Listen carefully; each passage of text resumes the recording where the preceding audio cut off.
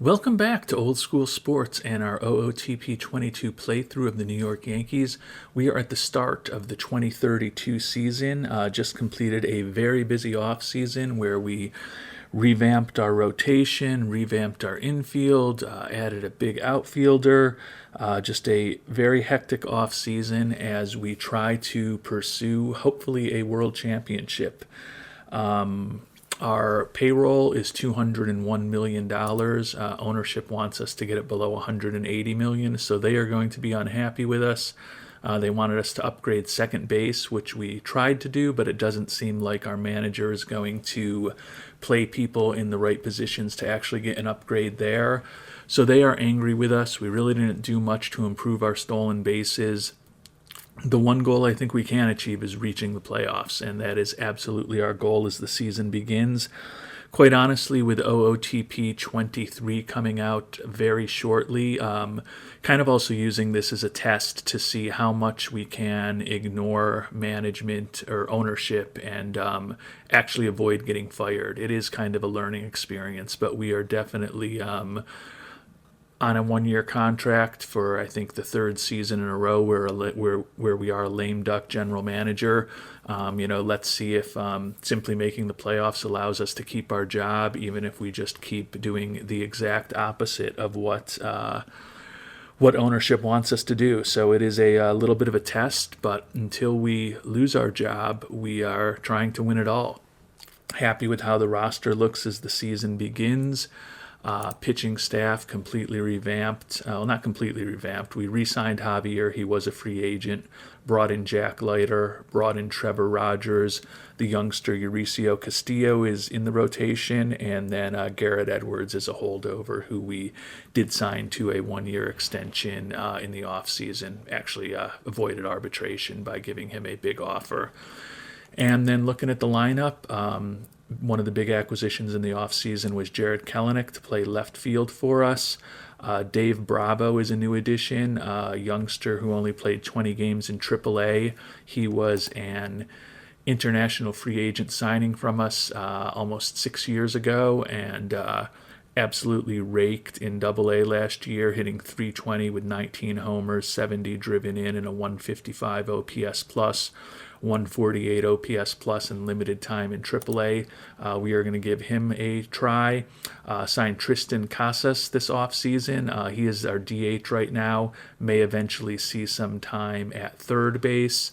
Looking at the injury list when the season starts, we'll be getting back Spencer Torkelson and Jazz Chisholm Jr., who we signed in the offseason shortly to bolster the infield and bolster hopefully the hitting, particularly when Torkelson gets back.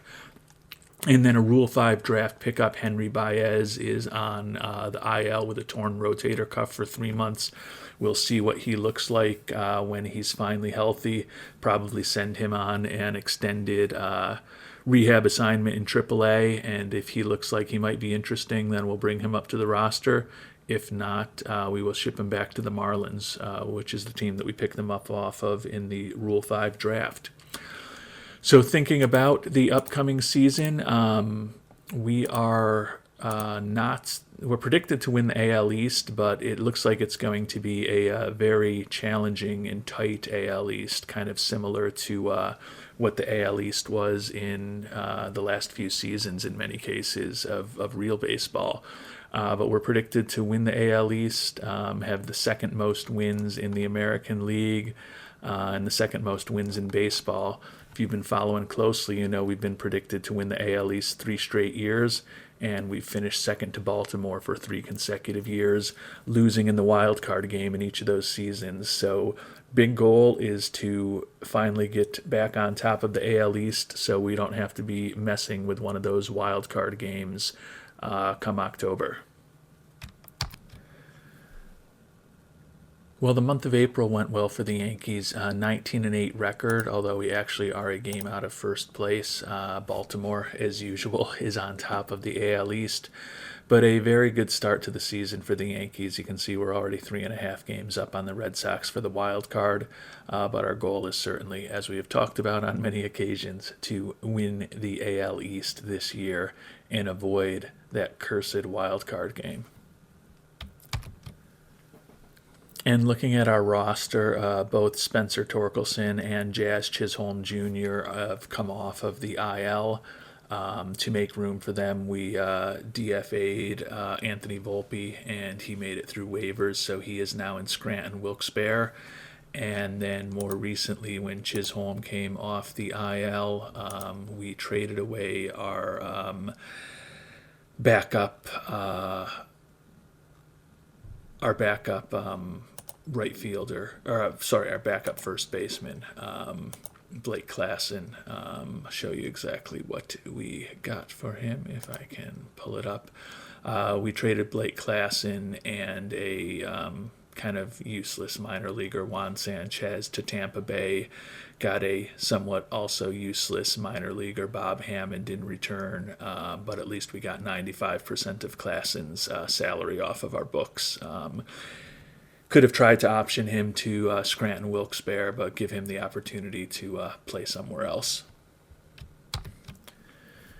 And finally, just had a not major, but a significant injury to the pitching staff. Christian Javier going to be out for about 5 weeks. You can see was not pitching all that well, 3-3 record, but with a 5.53 ERA, and our performance has definitely cooled down. We're now 24-16, but 4 games out of first.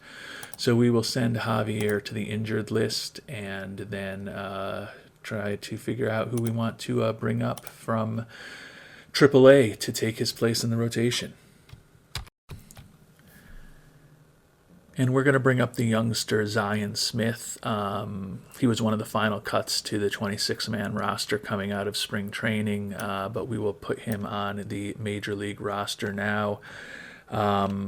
He really did not pitch well at the end of last season when he went up to AAA in just 3 games, 11.57 ERA, but pitching better down there this year.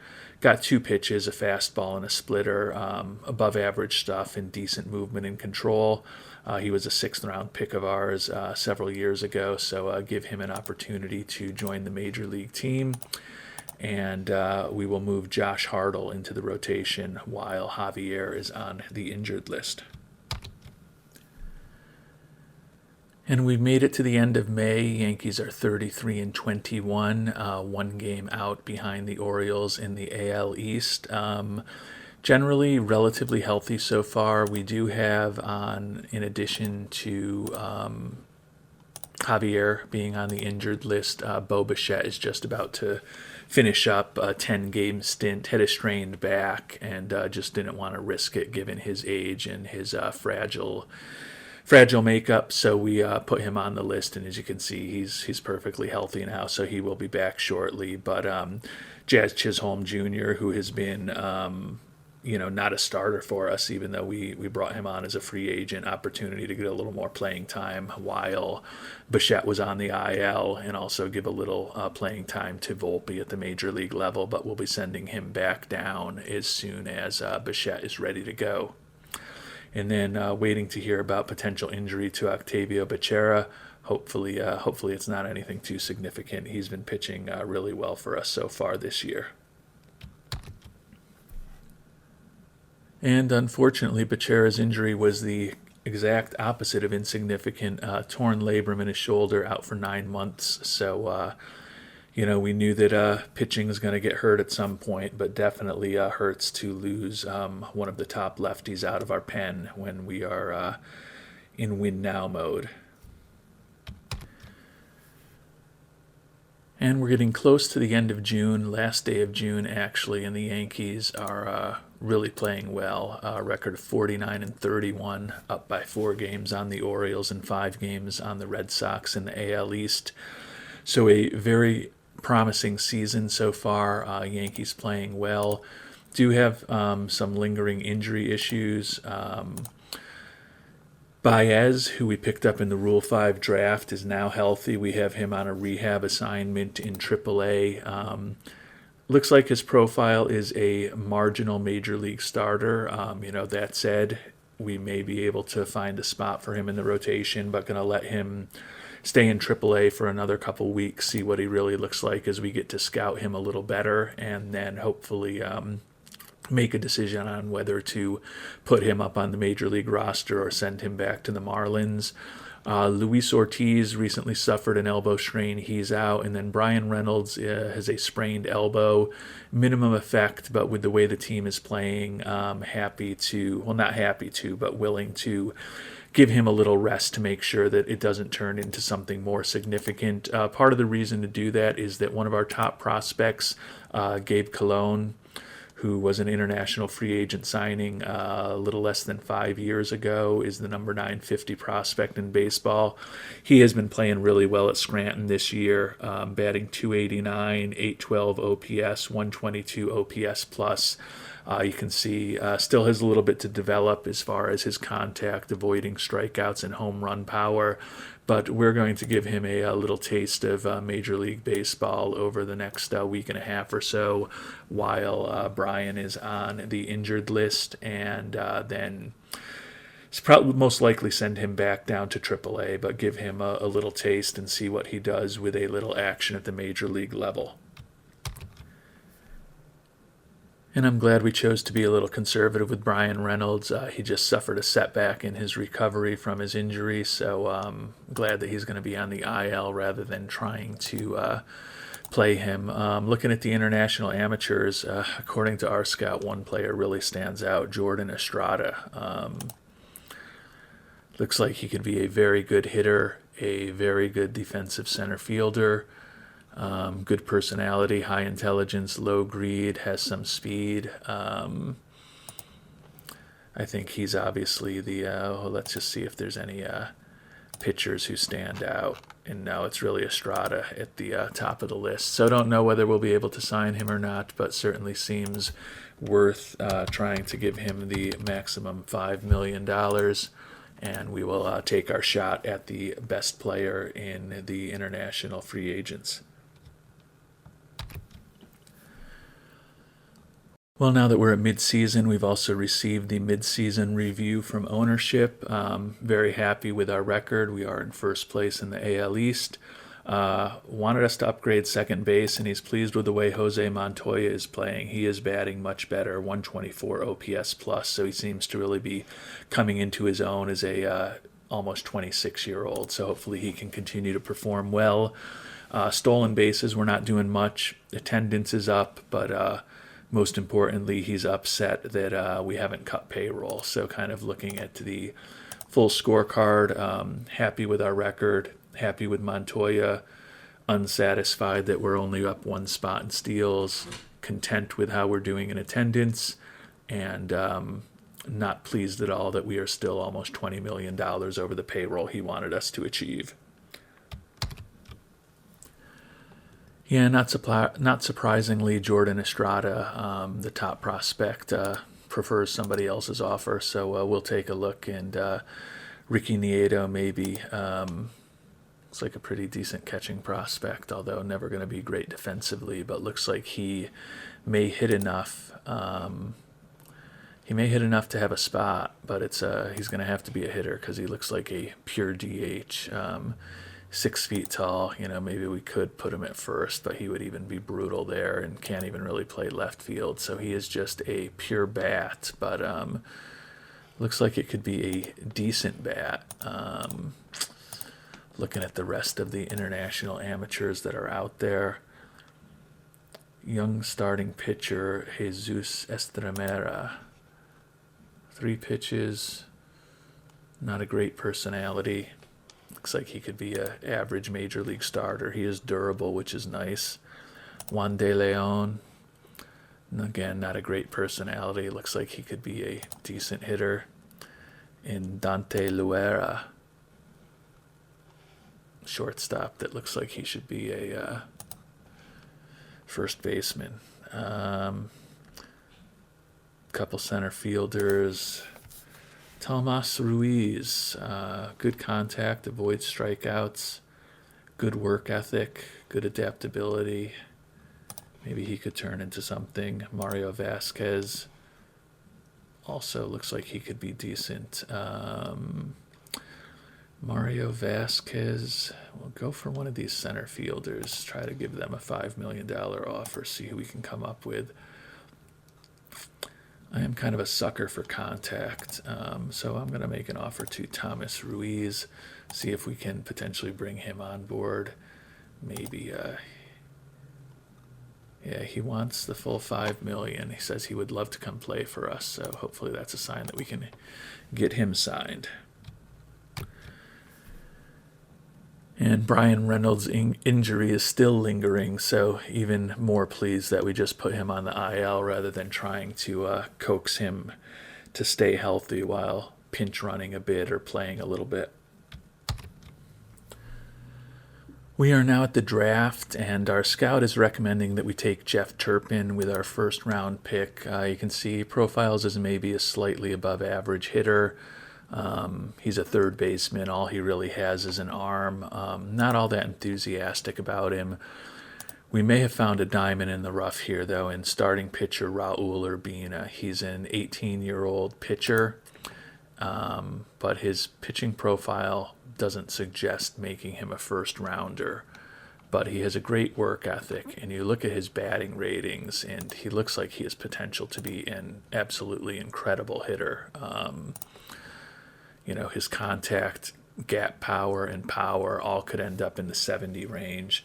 Never going to have a great eye, but looks like he could avoid Ks. And he looks like he could certainly be a corner outfielder. Potentially also could be a first baseman. He's got horrible infield range, but he is 6'1". But that bat is really exciting to me. So I am going to go against type. He's also a leader with a great work ethic, durable. Those potential batting ratings just jump off the chart to me. So he's looking for $7.5 million also. So he's going to be very expensive, but fortunately we do have money to spend. So we are going to go with Raul Urbina as our first round draft choice this year. And as soon as he signs, we are going to make sure that we switch him over to become an outfielder and not try to train him up as a two-way player. Well, we are nearing the end of July, closing in on the trade deadline. Team continues to play very well. 63-37 record, up by 4 games on Baltimore for the AL East.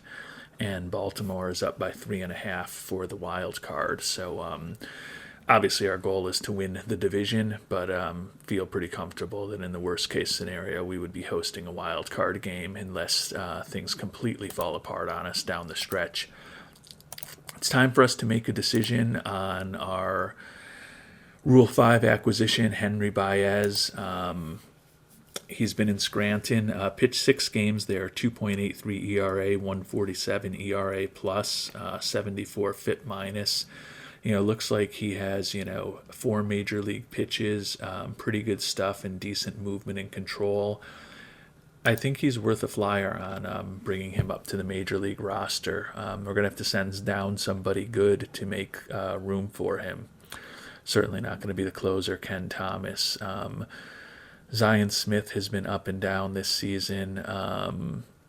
He may be one person to consider. Another is Jose Espina, who has pitched brilliantly for us, one of the top prospects in our system, number 92 overall, but he could still do some work on his curve. The goal is to hopefully have him be a starting pitcher rather than a reliever, and he does need a little more work on his curveball to ultimately be completely effective. He has not been pitching as a starter here in the majors, so we are going to send him back down to AAA and promote Baez to the major league roster and see how the Rule 5 acquisition does for us.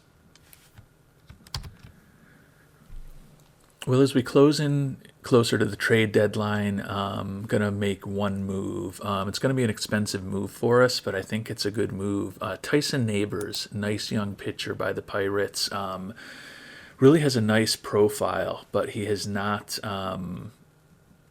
he's not really done it at the major league level over the course of his career. He's got a 91 ERA plus and a 99 FIP minus, so pretty close to an average pitcher.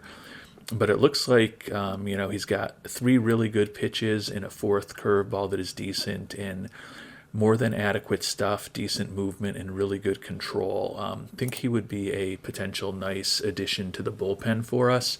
It's going to be costly, though. We're going to have to give up Kevin Hamilton, relief pitcher who we picked in the 3rd round 3 years ago. He's got low adaptability and work ethic, unmotivated. Has made it to Double-A, but don't mind giving him up. But starting pitcher Hector Mendes was our 1st round pick back in 2027. Now he's out with a torn UCL now, and he's never made it past high A ball last year. But still, the question with him is just whether he can make it with 3 pitches, especially with a splitter being average at best. And his stuff and control don't look like they're going to be exceptional. But he's got potential. Dennis Butler, a left fielder who was an 11th round pick, nothing too exciting there. But then we also have to put in Josh Hartl, who has been kind of a swing man on our team. Started 12 out of the 16 games he's pitched. A useful left-handed arm who's done a nice job for us over the last few years. But we're going to need to open up a spot on the roster anyways, and Hartl would be who we would try to DFA and get down to Scranton. So rather than messing around with that, we're just going to open up the spot and trade him and bring on Neighbors. I think this gives us another professional arm if we do have some injury issues over the next couple months of the regular season, and hopefully Tyson Neighbors will help us to win the AL East and then go far and hopefully win a championship in the playoffs. He is in the last year of his contract. He's going to be a free agent after this season, so no compensation for us. So it's absolute rental, but I think he's a pretty good rental that hopefully will pay dividends for us as we try to clinch the AL East.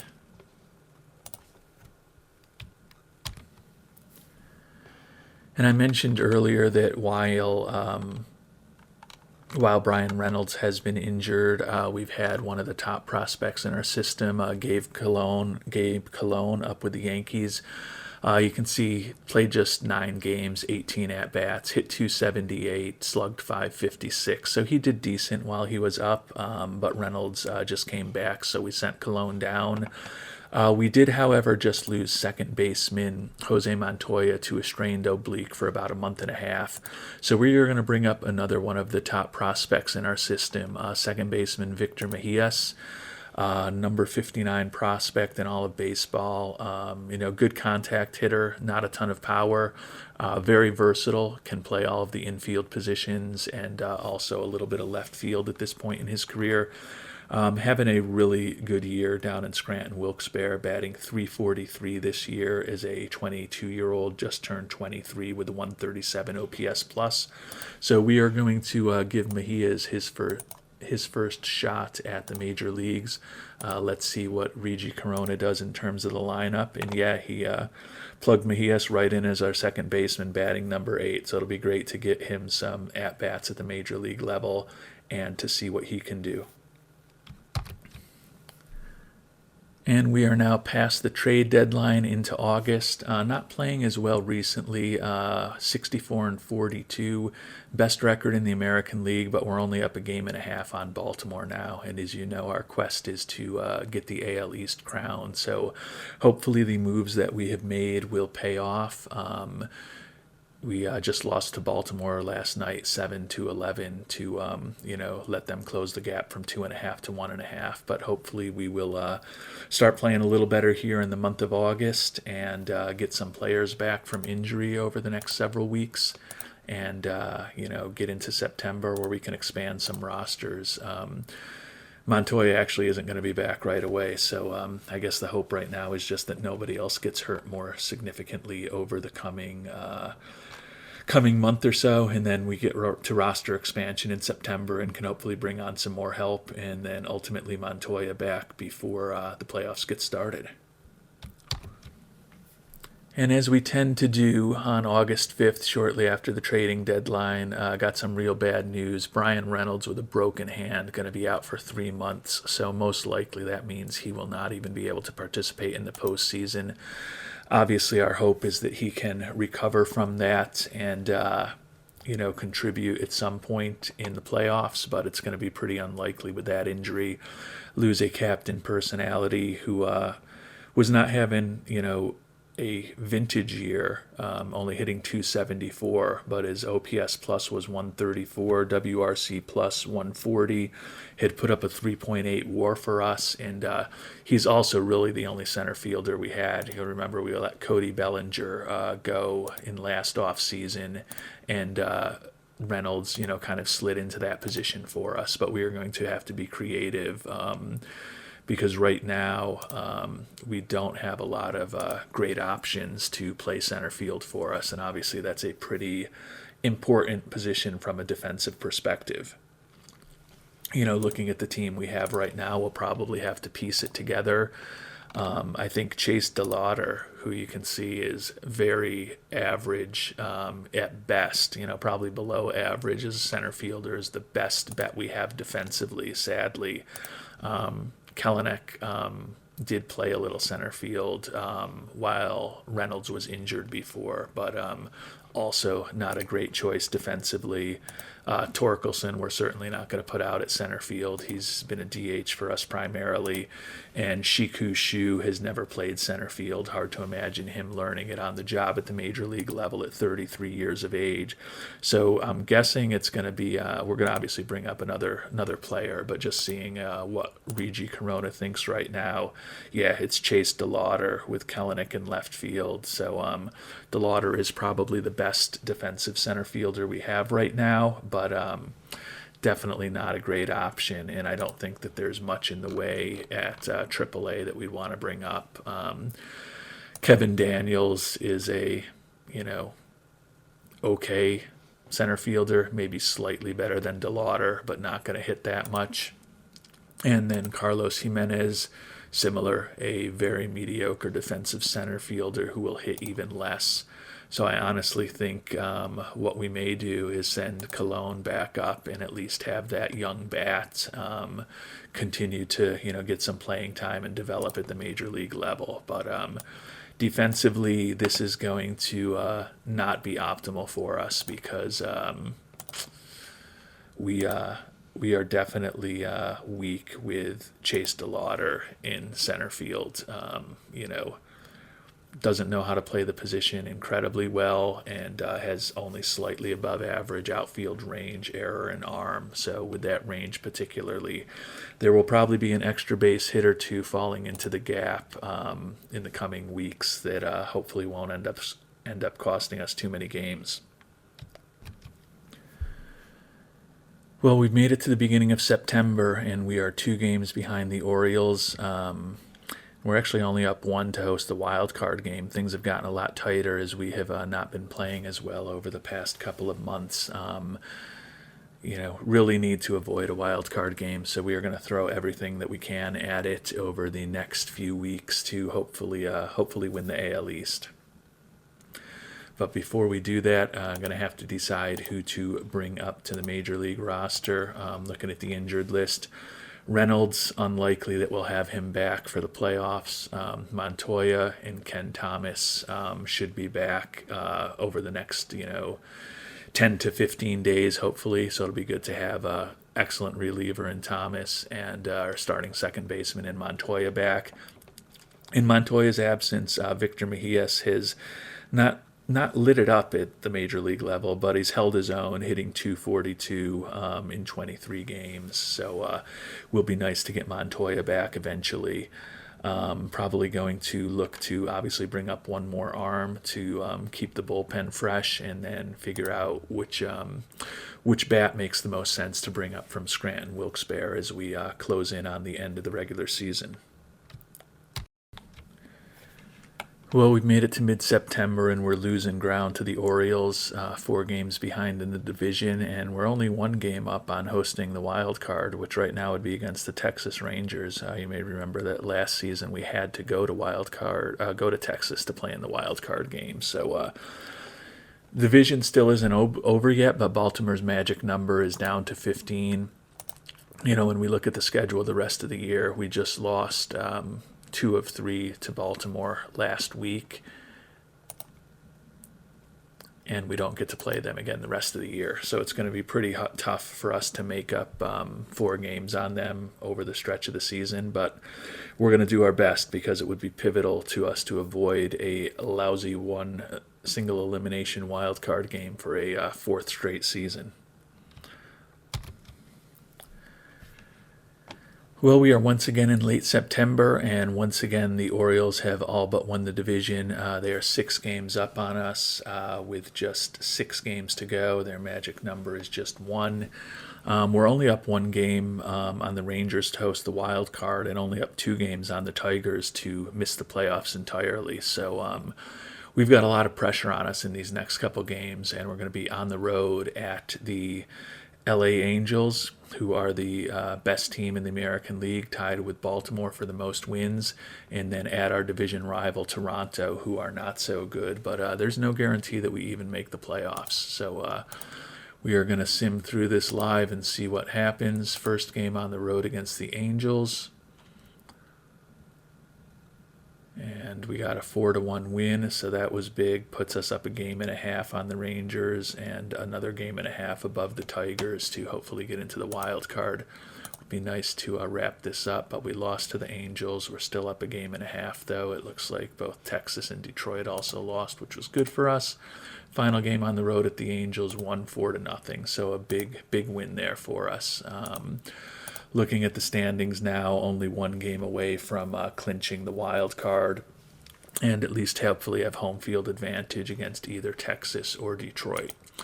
But before that happens, going to need to get at least 1 more W. We did win against Toronto. We're up 3 games, so now it's just a matter of whether we're hosting the Rangers or the Tigers in the wild card, and hopefully nobody gets hurt in these next couple days down the stretch as we are going to finish up the regular season.